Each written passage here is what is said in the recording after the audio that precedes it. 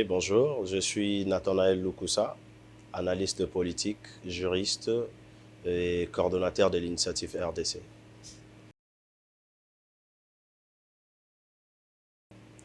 En fait, j'ai appris à faire deux, trois, quatre choses sous pression, mais tout en gardant son sang-froid. Et surtout avoir la quasi-certitude de ce que l'on fait, bien sûr. Oui, bien sûr. Dernièrement, j'ai appris la storytelling. J'ai appris l'art de convaincre, et surtout avec le livre de Schopenhauer. Et j'ai surtout appris aussi comment créer son propre monde. Donc voilà. Bon, la motivation, c'est que nous vivons dans un monde où il faut s'adapter, hein, il faut s'adapter et surtout avoir l'art de la persuasion. Parce que les gens se confient maintenant aux gens qui peuvent leur garantir, leur assurer, surtout dans le monde des affaires. Donc voilà ce qui m'a conduit, qui m'a motivé d'ailleurs à apprendre tout cela. Rester humble, rester cohérent, rester professionnel, respectueux et respectable.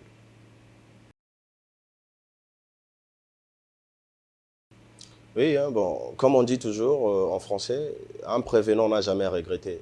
C'est d'abord l'art préventif. Donc, je prévois en avance mon programme, je prévois le tout sans mettre de côté les imprévus, bien sûr, qui sont toujours prévus. Donc voilà.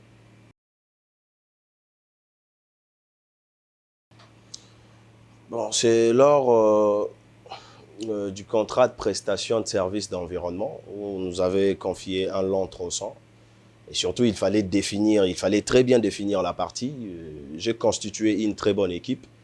Mais surtout, j'ai prévu aussi pour réussir une équipe de task force qui montrait aux autres, à la première équipe, que au cas où vous pataugez, il y aura une équipe de task force qui travaillera en revanche pour pouvoir réussir la prestation. Que, voilà.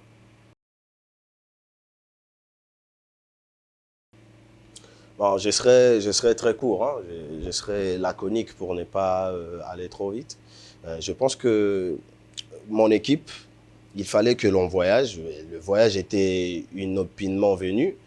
J'étais dans une réunion, on m'appelle directement, je n'avais pas répondu. Et à maintes reprises, on m'a appelé, je suis arrivé sur place. Il fallait que l'on voyage. En regardant mon équipe, il y avait des responsables, de mariés, de pères des enfants, de mères des enfants. Il était 18 heures. Alors il fallait prendre une décision très responsable. Et en regardant tout ça, je me suis posé beaucoup de questions et j'ai unanimement décidé qu'il ne fallait pas qu'il parte. Et après des heures du temps, on attendra que le bus avait fait un accident, chemin faisant. Donc voilà, c'était un peu ça.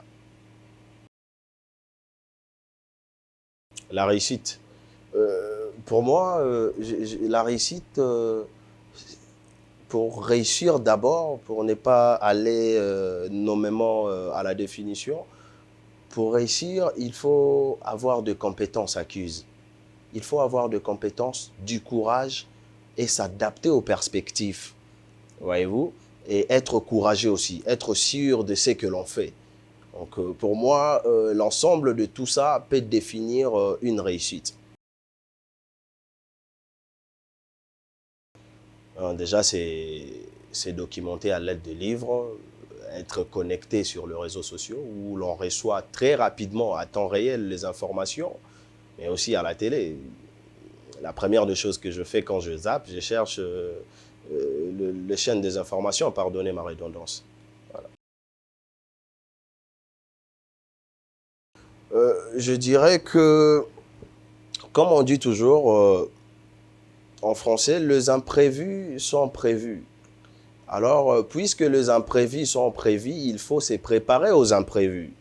Donc, voilà. Alors, je pense que pour travailler ainsi, il faut... là, tu vas répondre. Hein, on reprend la question. Oui. Oui, il faut la reposer.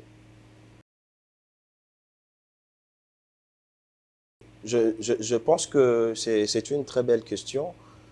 mais aussi pour travailler dans ces genres de conditions. Comme on dit, les imprévus sont prévus. Alors, il faut très rapidement s'adapter.